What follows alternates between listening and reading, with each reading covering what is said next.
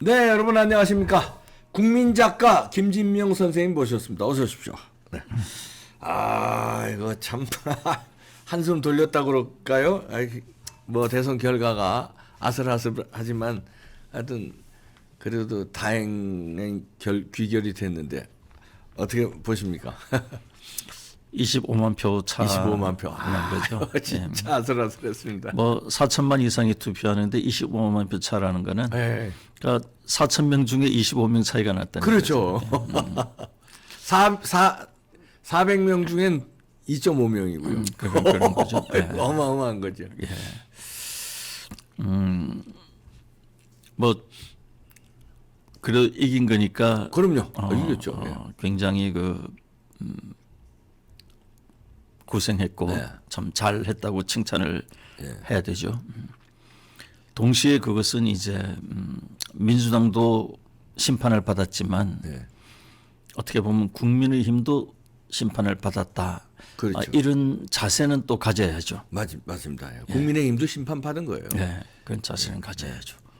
그것을 국민들이 뭐 모두 우리를 너무너무 사랑해서 이렇게 해줬다 하고 마음대로 하는 시기 되면 절대 안 되죠. 근데 이제 이 선거에 대해서 우리가 처음 얘기한 것이 그 단일화를 해야만 이긴다. 그때 상당히 그 지지율도 나쁘고 그럴 때였거든요. 그렇죠. 윤석열이. 다들 이제 희망이 없다. 그럴 때에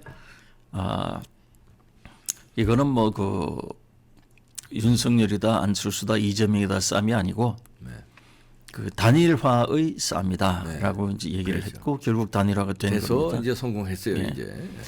근데 이제 그 국민의힘 내부에서 또 일부 언론에서 이제 어떤 의견이 있느냐 하면은 단일화를 해서 오히려 손해 봤다. 이런 이 시각이 있어요. 근데 이것은 정리를 반드시 해야 되는 부분입니다. 그렇죠. 그렇지 않으면 국민의힘 내부에서 계속 그것이 분열이 날 수 있거든요. 그렇죠. 이제 거기서 이제 권력 다툼이 또 그 빌미가 되니까. 그렇습니다. 그냥 또 이길 수 있는데 안철수한테 뭐 이것도 주고 또 주고 또 주고 하면은 굉장히 싫죠. 그러나 안철수 때문에 안철수하고 단일화해서 당선이 됐다 하면은 뭘 줘도 아깝지가 않죠. 어떻게 보세요? 단일화 때문에 이겼다고 보세요? 단일화 안 해도 이겼다고 보세요? 그것은 이제 우선 이봉규 선생님은 늘 세상을 삐딱하게 보시는 분이니까. 전 단일화해서 이겼다고 봅니다. 그랬습니까? 저는. 오랜만에 참 이봉규 박사님 올바른 말 하는 거 보기 힘들거든요. 이봉규 박사님을 움직이는 힘은 그 분노와 증오 그거기 때문에 늘 주관적 판단을 많이 하시는데 사실 이번에 이 단일화를 해서 이겼느냐 아니면은 단일화를 해서 오히려 표를 깎아 먹었느냐 그중에 어느 주장이 맞는가 하면은 단일화를 해서 이겼다. 그럼요. 단일화 안 했으면은 필패다. 졌죠. 그럼 이제 우리가 어떤 사물을 이해할 때는 반드시 과학적, 논리적, 수학적으로 해야 되거든요. 그러면은 비교적 이제 갤럽 여론조사가 일관성이 있는데 갤럽 여론조사를 보면은 여론조사 결과를 이제 공표할 수 없는 맨 마지막 조사, 깜깜이 직전의 맨 마지막 조사에서 윤석열이 39%, 이재명이 38%, 안철수가 12%가 나왔거든요. 그러면 그대로 선거했으면 안철수가 12% 가져가고 그다음에 39, 38로 했으면은 100% 지는 거죠. 그래서 단일화에 대해서는 아주 깔끔하게 정돈된 결론을 가질 필요가 있고 그렇죠. 그것은 단일화를 했기 때문에 이겼다. 이렇게 생각하는 게 맞습니다. 왜 이런 얘기를 하냐면은 당선인 주변에서 단일화를 안 해도 이겼다. 단일화 했기 때문에 오히려 표가 깎였다. 이런 주장을 하는 사람이 좀 있다 그래요. 그건 이제 안철수 몰아내기 하는 거죠. 자기네들이 그 자리를 뺏길까 봐 그런 겁니까? 하여튼 그래서 그 부분 깨끗하게 이제 정리를 하는 게 맞다. 그리고 지금 보기가 상당히 좋지 않습니까? 그럼요. 윤석열 후보가 그동안 이제 이재명하고 치고받고에 너무 빠져 있어 가지고 많은 국민들이 우리나라가 이제 이 미래를 준비해 나가야 되는데 거기에서 너무 좀 그 약하지 않을까 이런 생각이 있었는데 네. 그 안철수의 그 과학기술론 네. 이것이 이제 합쳐져서 지금 그 상당히 잘 되어 나갈 것 같은 그런 네. 느낌이 있죠. 하여튼 뭐 네. 그러니까 좋습니다. 단일화 이 지금 저 뒷정리를 잘해야 되거든요. 예, 그러니까 단일화 뒷정리를 지금 말씀하신 대로 그 권력을 나눠 먹기 이제 대통령만 권력이 아니라 그 밑에 권력들이 쫙 있잖아요. 예. 그걸 차지하기 위해서 안철수가 그 권력을 어느 정도 가져가면 그만큼을 자기네들이 못 먹으니까 예. 그 이준석 등은 이제 그런 이제 단일화 안 해도 이겼다는 논리들을 피고 있는데 예. 그러다 보면 지금 처음 이게 국민들이 보고 있거든요. 자, 윤석열이 저거 어떻게 저 단일화 후에 네. 어떻게 공동정부를 잘 꾸려가는지 매 눈으로 본단 말이에요. 근데 처음서부터 이게 어긋나면은 명분이라든가 신뢰감이 훅 떨어지기 때문에 단일화 뒷정리는 굉장히 잘할 필요가 있죠. 진짜 명실상 화장실 들어갈 때 마음하고 나올 때 마음이 똑같다는 걸 보여줄 필요가 있죠. 어떻게 보십니까? 일단 이준석 그 대표가 네. 예전부터 이제 단일화 무용론을 되게 많이 그렇죠. 주장을 한 거죠. 네. 그건 틀린 거죠. 근데 그 이준석 대표는 뭐 틀린 주장을 하도 많이 하기 때문에 예, 맞습니다. 뭐 여성들은 투표율이 떨어진다 뭐 네, 그렇게 얘기를 그렇죠. 했는데 그렇죠. 이미 그 말을 할 때부터가 그 팩트하고 어긋난 거였거든요. 그렇죠. 여성들이 남성보다 투표를 더 많이 했어요. 그러니까 그거는 이제 2부에서 중점적으로 또 그럴까요? 다뤄보도록 하겠습니다. 2부가 또 있습니까? 예. 아니, 지금 이제 윤석열 후보가 이제 결국 당선이 된 데는 단일화 크게 이제 이바지했다라는 건 지금 수학적으로 과학적으로 증명이 된 거고 또 이제 그 윤석열이라는 그 캐릭터 자체가 이 의리를 굉장히 중시하거든요. 좀 그렇습니다. 그렇기 때문에 안철수하고 약속을 한 것들이 있을 거예요. 그걸 뭐 100% 지킬 거니까 그 단일화의 공고함이 무너지지는 않을 것이다. 근데 이제 의리를 지키는 거는 굉장히 큰 미덕인데 때로는 이 의리를 지키는 것이 미덕이 안 될 때도 있습니다. 국가 지도자의 경우에 그래요. 그렇죠. 국가 지도자가 이제 늘 자기 가까운 사람들 개인적인 의리로 의리로만 사람을 쓰게 되면 그 큰일 나는 거죠. 그렇죠. 장제원을 보는 사람들의 시각이 그거 아닙니까? 이게 그 장제원이라는 사람이 그닥 그 이미지가 좋지 못했거든요. 그런데 이제 그 윤석열 당선인이 너무 그 중용하지 않을까. 오로지 장제원에게 파묻혀 가지고 장제원이 어떤 잘못을 해도 의리 하나로 그냥 다 이 다른 잘못을 다 그냥 눈 감아 버리지 않을까. 그런 염려를 하는 거죠. 그런데 그 장제원이 요즘 상당히 의외의 모습을 보이는 거죠. 상당히 그 인내하고 조심해가지고 결국 그 단일화도 이뤄내고 그다음에 자기가 그 겸손 하나 배우려고 애쓰는 모습이 되게 많이 보여요. 보여요, 맞아요. 그래서 그런 걸 우리가 좀 이제 지켜볼 필요가 있다. 이게 삶이라는 게 말이죠. 나쁜 것을 미워해야 되지만 나쁜 거 한번 했다가 완전히 다 또 파괴해 버리는 것도 그렇죠. 그러니까 사람은 언제나 바뀌는 거기 때문에 좀 긴 텀을 보고 지켜볼 필요가 있다. 그래서 지금은 윤석열을 응원한다면 장제원에게도 다시 한번 관용의 눈빛을 보여줄 필요가 있는 게 아니냐 이런 생각이 저는 좀 들고요. 어떤 지도자도 그 옆 측근은 다 있었잖아요. DJ한테도 뭐 건너갑이라든지 뭐 여러 사람이 있었고 저 YS한테도 뭐 다 있었잖아요. 정치라는 게 뭐냐? 정치를 한마디로 보통 사람에게 물으면은 정치가 뭡니까? 뭐 정치는 뭐 국민의 꿈을 이루어주고 나라를 발전시키고 이렇게 얘기하는데요. 프로들한테 정치란 뭡니까 하면은 정치는 사람을 모으는 겁니다. 이렇게 대답할 거예요. 사람을 모아가지고 뭐 당근만 삼킬 때에 사람을 모으는 거는 그건 말이 안 되죠. 네. 예. 항상 이 어려울 때나 네. 괴로울 때에 이 사람을 모으는 거기 때문에 정치는 그래서 같이 고생했던 사람들이 선거에 이기고 나면은 중용되기도 하고 그런 거거든요. 네. 어쩔 수 없는 정치의 본질입니다. 근데 이제 그 윤석열은 그런 의리의 제왕이에요. 이 사람은 그 우리 그때 얘기했듯이 네. 구수를 한 사람이잖아요. 그러니까요. 그 구수한 사람의 힘은 의리밖에 사실 없는 거죠. 네. 예. 근데 이제 하나 걱정되는 부분이 사실 있습니다. 아, 예. 예. 뭐가 걱정이 되냐 하면은 이것이 이제 단일화와 관련된 건데요.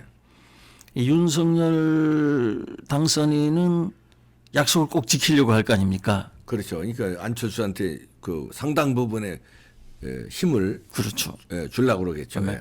그런 힘을 주고 이런 것은 문제가 없는데 이게 이제 이 국민의힘하고 국민의당이 합당을 하기로 약속을 한 거거든요. 네. 두 당이 합당을 하는 겁니다.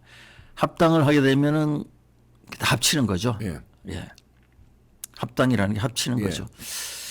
합치면 이제 사람이 합쳐지고 또 뭐가 합쳐지냐면은 돈이 합쳐져요. 그렇죠. 예. 국민의힘이 안철수의 국민의당하고 합친다 하는 것은 안철수의 국민의당이 갖고 있는 부채도 흡수한다는 뜻이에요. 자산과 부채 다 흡수한다는 거죠. 흡수하는 거죠. 빗상속. 그렇습니다. 예. 네. 지금 그 국민의당은 부채가 얼마쯤 있을까요? 혹시 생각해 본 적 있습니까? 그 뭐 자세히 대차 대조표 못 봤습니다. 네. 일단은 대선에 뭐 쓴 돈 네. 뭐 좀 있겠죠. 그게 상당히 있겠죠. 있겠죠. 그게 이제 안철수가 이제 처음에 뭐 80억인가 얼마 내놨었잖아요. 80억인가 그렇습니까? 95억인가 그거. 예. 거의 한 뭐 100억 이렇게 네. 있다고 보죠. 뭐 100억 아래 위로 있겠죠. 국민의힘이 그 국민의당 부채 100억을 이제 흡수한다는 건 내준다는 뜻이잖아요. 예. 그러니까 부채라는 거는 돈의 주인이 따로 있다는 얘기죠. 예. 그 돈의 주인이 누구일 것 같아요? 그 안철수겠죠. 안철수죠. 안철수가 자기 사재를 일단 내놨으니까 그걸 이제 도네이션으로 내놨는지 아니면 이제 부채 형태로 이제 일단 내 돈은 내놓을 테니까 나중에 이렇게 내놨는지는 뭐 그거는 그 도네이션 즉 그 기부를 했을 리는 없고요. 왜 기부를 안 하냐면은 혹시 그 대통령 선거에서 표를 많이 얻으면 네. 그것이 이제 보전을 받거든요. 네. 그렇기 때문에 이제 아마 안철수가 국민의당 네. 사실 뭐 그 사당이나 비슷한 거예요. 그렇죠. 그게 뭐 안철수가 이제 자기 그 개인 역량으로 뭐 끌어가는 그 국민의당에 한 100억 이렇게 이제 대출을 해줬을 거예요. 돈을 빌려줬을 겁니다. 그걸 이제 국민의힘이 갚게 되거든요. 네. 그러면 그 돈이 안철수한테로 들어가지 않습니까? 그렇죠. 일단 사재 출연해서 내놓은 건데 들어오면 이제 일단 그 빚 갚는 거. 그렇게 되죠. 예. 그것을 자칫 잘못하면 큰일 난다. 그러네요. 그것을. 왜냐하면은 국민의힘하고 국민의당이 합칠 때에 즉 윤석열과 안철수가 합칠 때에 우리는 나라의 미래를 위해서 정권 교체를 위해서 합칩니다. 이렇게 한 거거든요. 네. 국민은 다 그렇게 생각하거든요.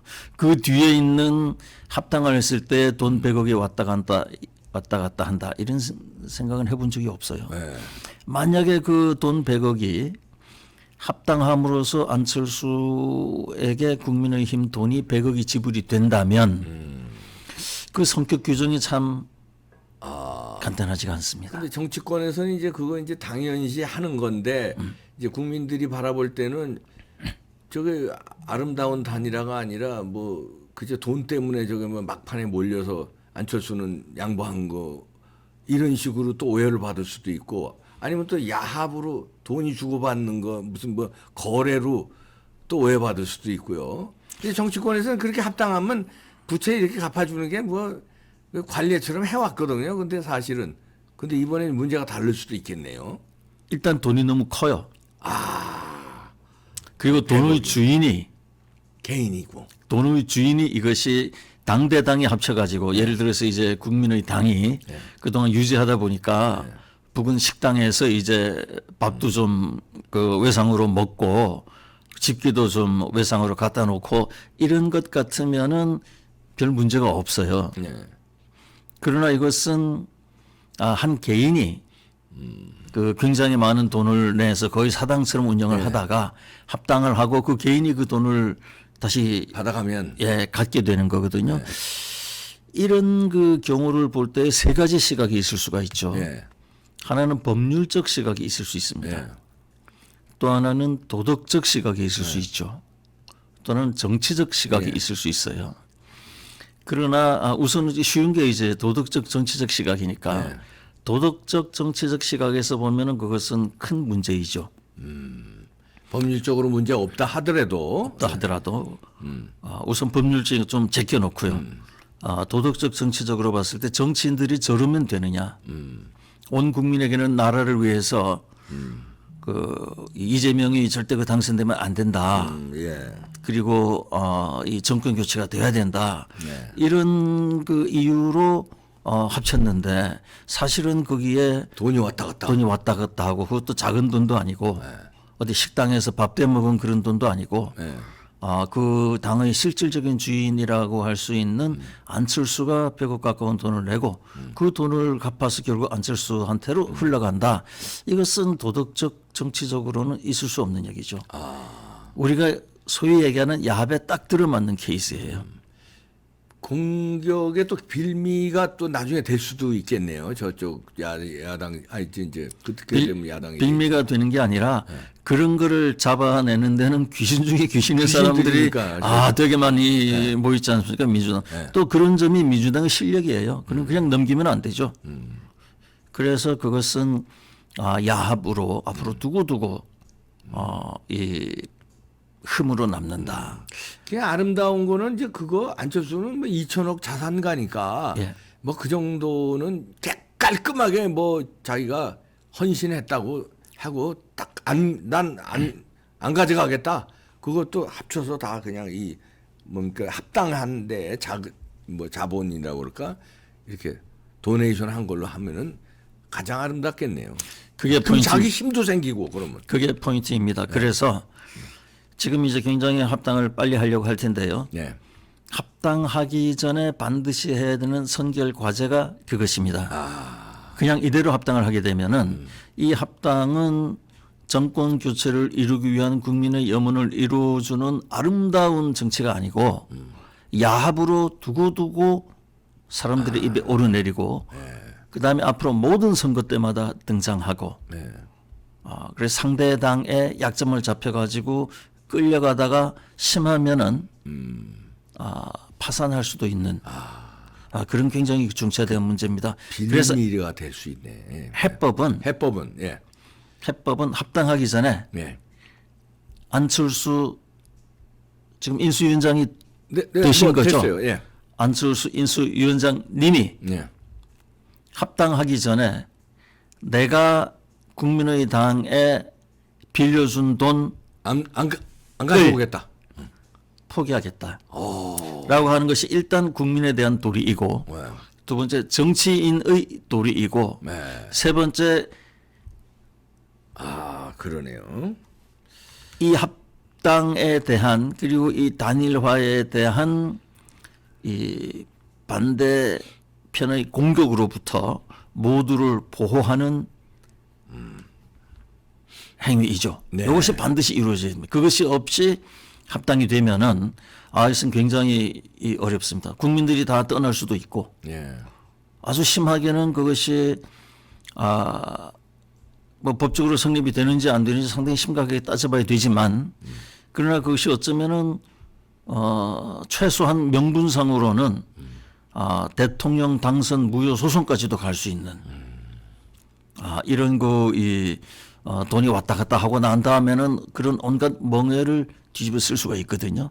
합당하기 전에 안철수 위원장이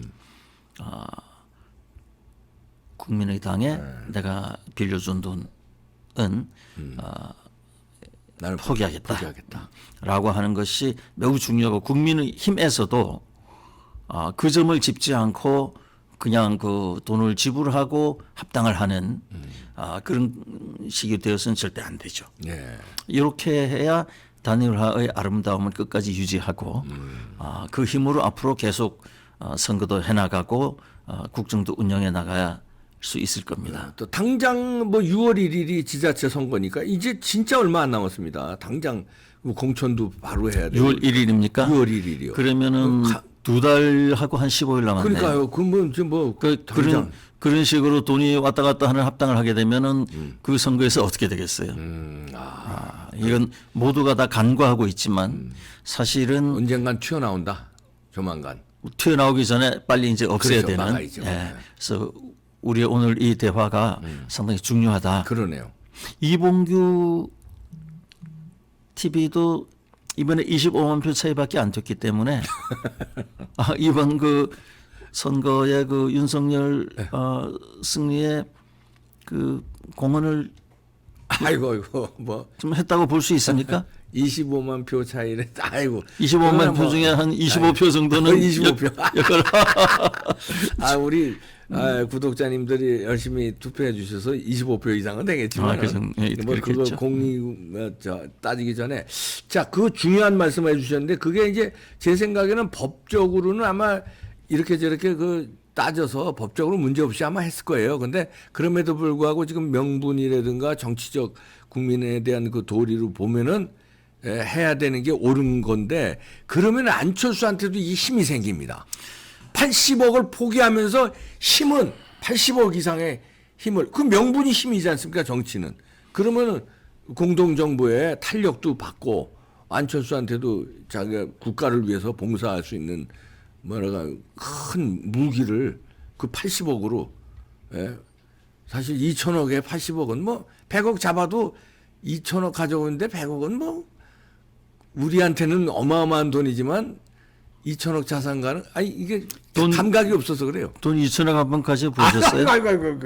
2천억커녕 뭐 감각이 우리는 없잖아요. 이게 돈 2천만 원 가진 사람은 어려운 사람 위해서 200만 원 내놓을 수 있는데요. 2천억 가진 사람은 안 내놓는구나. 20만 원도 안 내놓는 경우도 허다합니다. 그러니까 나를 비추어서 상대를 판단하지를 말아라. 2천억 가져본 다음에 그까지 100억 아무것도 아닙니다. 이렇게 얘기하시라 그 뜻이에요. 그렇든 간에 그러네. 이런 그 우리가 재미있는 농담을 하지만 어찌됐든 안철수 본인을 위해서도 그리고 국민의힘을 위해서도 반드시 이번 합당을 하면서 선결과 그 국민의 당의 돈을 갚아주고 그것이 안철수 주머니로 다시 들어가게 하는 그런 꼴은 절대 일어나서는 안 됩니다. 이게 이제 안철수 위원장이 어떻게 들으실지 모르지만 굉장히 이게 이제 배 아프게 만약에 아깝게 들리시면은 이제 큰 정치는 이제 못 하시는 거고 이게 이거 김진명 선생 말이 맞네. 내가 거기까지 생각 못 했는데 오케이. 내가 흔쾌히 내가 그럼 국민들 앞에 선언 딱 하고 내가 안 받겠다 하면 이제 대인배 기질이 좀 있는 거고. 그 안철수 위원장은 당연히 그렇게 할 걸로 봅니다. 왜냐하면 그것이 하나의 그 갈림길이거든요. 그렇죠. 정치를 하느냐 장사를 하느냐의 갈림길이에요. 이야, 이거 엄청난 얘기네.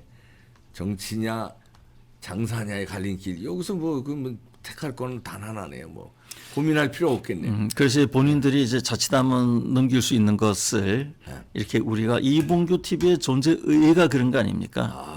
뭐 그것까지 뭐 거창하게 말씀 안 하셔도. 뭔가 그 우리 사회에 매우 중요하나 정작 당사자들은 잘 생각 못하고 넘어갈 수 있는 것을 지적을 해주는 거잖아요. 이야, 이거 굉장히 의미 있는 건데요. 정치냐 장사냐 뭡니까? 합당 전에 반드시 요거 해결해야 깔끔하고 탄력을 더 받을 수 있을 것 같습니다. 저는 우리 국민 모두가 좋아하고 사랑하는 안철수 위원장이 그 근명간에 반드시 그 국민의 당에 가지고 있는 본인의 부채. 채권을 포기함으로써 부채가 아니라 채권 포기. 채권. 아, 채권 포기. 늘 부채만 지고 사셨나요? 아, 예. 저는 그럼 주로 자동적으로 나오는데. 일생을 저는 채권 포기로. 채권을 포기하시리라 이렇게 믿고 우리 국민하고 다 같이 한번 예. 지켜보자 이렇게 말씀드리고 싶습니다. 알겠습니다. 중요한 의미 있는 화두였습니다. 앞으로 잘 판단하시기 바랍니다.